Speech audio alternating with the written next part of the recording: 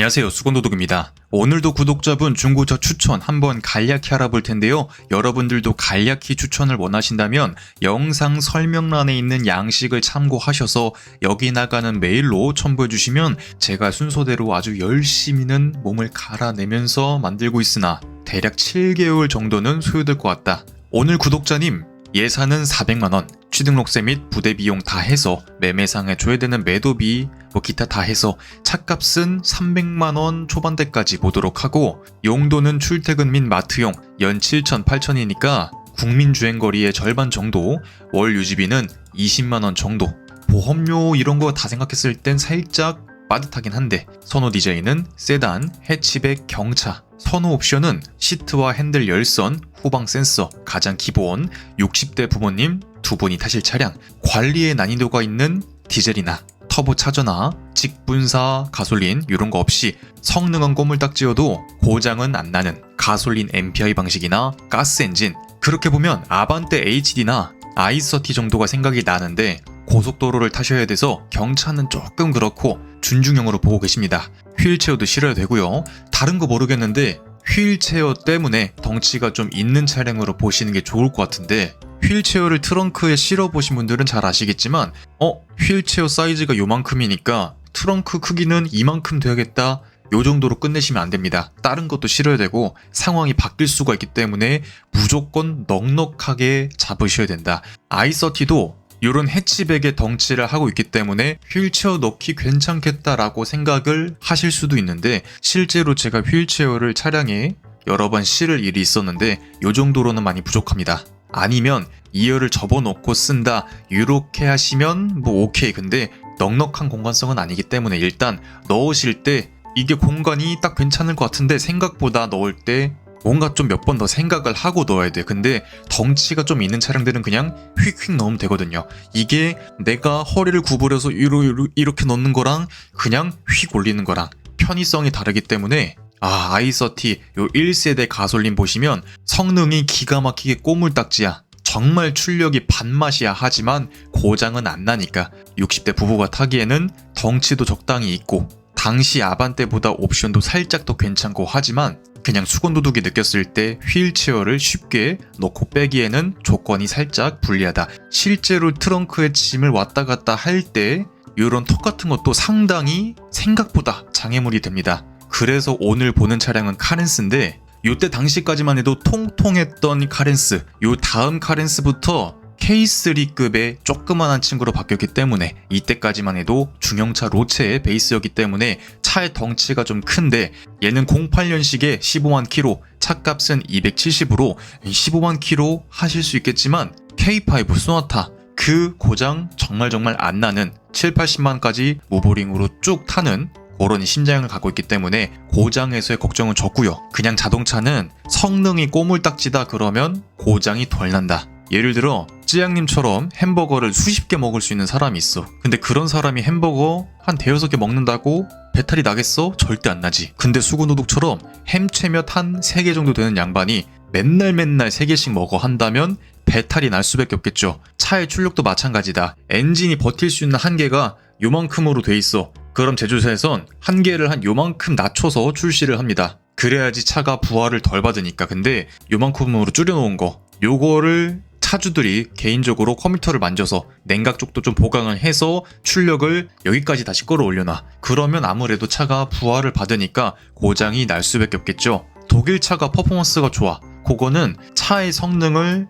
쫙 끌어올려서 퍼포먼스에 집중을 하니까 똑같은 배기량 치고 성능이 좋게 나오고, 일본 차들은 한계 근처도 못 가게 꼬물딱지로 세팅을 해놓기 때문에 고장이 덜 나는 것도 있고, 아반떼 HD가 고장이 안 나는 차량이고 아반떼 MD가 고장이 나는 것도, 아반떼 MD는 GDI 방식 직분사로 심장에 무리를 주니까 직분사 자체가 안 좋다는 건 아닌데, 아반떼 MD의 그 한계에 가깝게 차를 부하를 시키니까 문제가 생길 수밖에 없는 거고요. 말이 좀 옆으로 샜는데, 그래서 결론은 카렌스 출력 꼬물딱지지만 그래도 2.0이잖아. 일상에 불편할 정도는 아니고 거의 카니발의 동생급인 차량이라 보시면 되는데, 엉덩이 쪽이 네모하기 때문에 요건 다른 차량이긴 한데 트렁크에 턱도 거의 없다시피 하고, 그냥 휠체어를 간단히 올려서 툭 실으면 되는, 오히려 SUV는 이 높이가 좀 높아서, 트렁크 높이 자체가 높아서 적재를 할 때 불편하게 다가올 수도 있는데,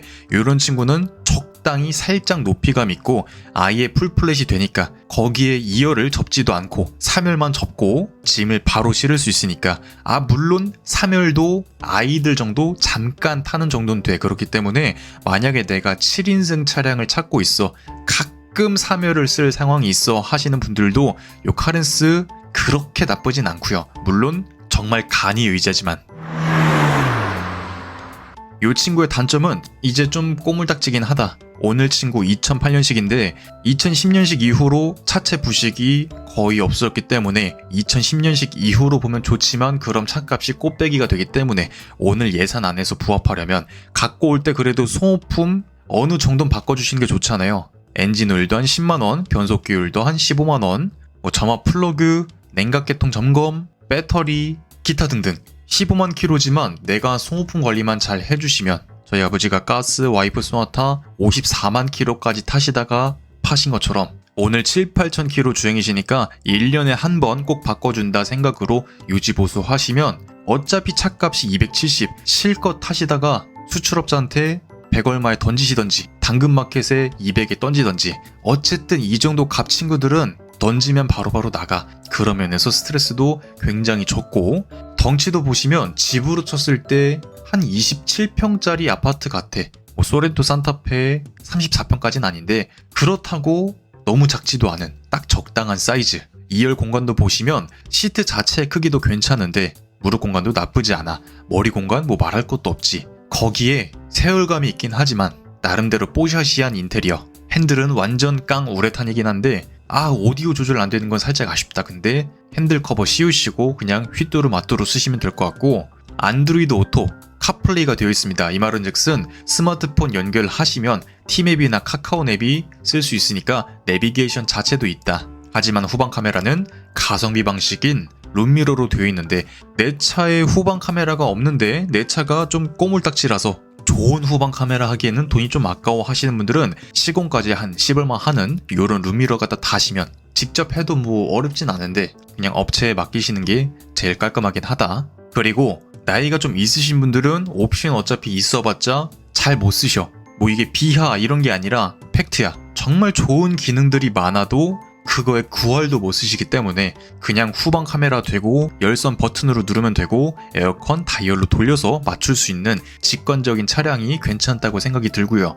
어떤 변태 같은 차량들처럼 터치를 몇 번 해야지 에어컨 공조기 메뉴에 들어가서 거기에서도 몇 번 터치로 꺼야 되는, 심지어 다이얼을 돌려가면서 아래로 2번 클릭, 아래로 2번 클릭, 돌리기, 이렇게 정신 나간 에어컨 조작을 보여주는 미치광이 자동차들도 있는데, 이렇게 직관적으로 그냥 딸깍 돌리기만 하면 되는 이런 게 나이 있으신 분들의, 솔직히 나이 있으신 분들도 아니야. 그냥 모든 사람들이 마찬가지야. 저도 마찬가지고. 딸깍이 편하지 그 누구도 터치 딸깍 이거를 원하진 않습니다. 요즘 자동차 회사들이 아주 그냥 겉멋에 들어갔고 기본적인 걸 놓치는데, 운전하면서 바로바로 만져야 되는 건 그냥 딸깍이 맞는 것 같다. 제가 엊그제도 52년생 저희 아버지보다도 나이가 훨씬 많으신 한 선생님한테 이거보다 좀 많이 복잡한 것을 설명을 드리는데, 저는 또 친절하게 영상도 딱 만들어서 설명서 딱 이렇게 해서 드리거든요. 그런데 딱 보면 나이가 많아서 이런 거를 못해 이런 느낌보단 내가 어떻게 이해하고 어떻게 공부하고 그런 자세도 중요한 것 같다. 정말 본인이 골똘히 생각을 해보시고 제가 설명드렸던 내용 곱씹어 보시고 직접 여러 번 해보시고, 그러면서 사는 게 그렇잖아요. 별거 아니잖아. 어려운 게 있으면 좀 배우면 되고 모르면 물어보면 되고, 오히려 저번 주에는 92년생이셨는데 그분은 좀 귀가 막혀 있어. 남의 말을 잘 안 듣는 성격이야. 그렇기 때문에 설명을 이렇게 드리고 설명서 영상까지 만들어서 드려도 전화가 계속 와. 어떻게 하냐고. 결국에 보면 나이가 많아서 못하는 게 아니고 젊어서 잘하는 게 아니고 그냥 내가 배워야 될 땐 내려놓고 배울 수 있고 들어야 될 땐 듣는 그런 자세가 제일 중요할 것 같다.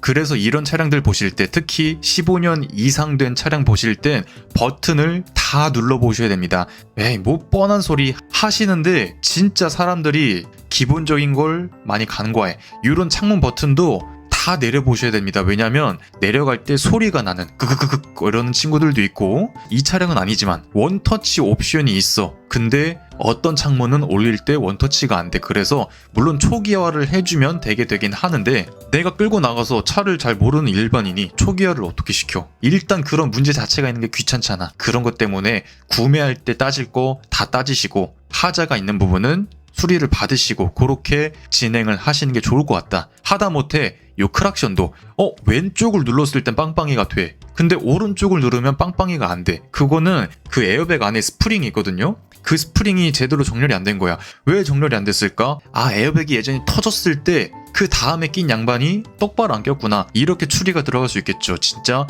별거 아닌데 크락션도 꼭 눌러봐야 되고, 요즘에 이런 송풍구 있죠? 스마트폰 거치를 하도 하다 보니까 이쪽에 손상이 굉장히 많아. 껍데기로 봤을 땐 괜찮아. 근데 내가 실제로 동작을 하고 추후에 거치대를 달고 요러면 요 살이 그냥 와장창 무너져 내려. 요 살도 여러 가지 타입이 있는데, 살 같은 거에 한 개, 두 개, 세 개, 네 개 박혀 있는 게 있고, 아니면 요 프레임 자체에 박혀 있는 게 있는데, 요것도 그냥 직접 동작을 다 해보시고, 심지어 요 다이얼도 동작을 해보시고, 시트도 앞뒤로 다 끌어보시고, 헤드레스트도 조정해보시고, 모든 자리 다 시트도 접어보시고, 하다못해 요 안전벨트도 안 꼽히는 차들이 있어. 요것도 확인을 해보시고, 2열 공조기에서 바람이 똑바로 나오는지도 확인해 보시고, 당연하겠지만 구매를 하실 예정이라면 시운전도 꼭 해보시고, 물론 이 친구는 꼬물딱지 변속기가 들어가면서 성능보단 내구성이야. 그래서 별다른 문제가 없긴 한데, 성능에 치중된 차량들, 달리는 차량들 제일 먼저 혹사를 당하는 게 변속기이기 때문에 주행할 때 몇 단에서 충격이 빡 오거나 RPM만 쫙 올라가고 변속이 안 돼, 이런 증상들, 특히 쉐보레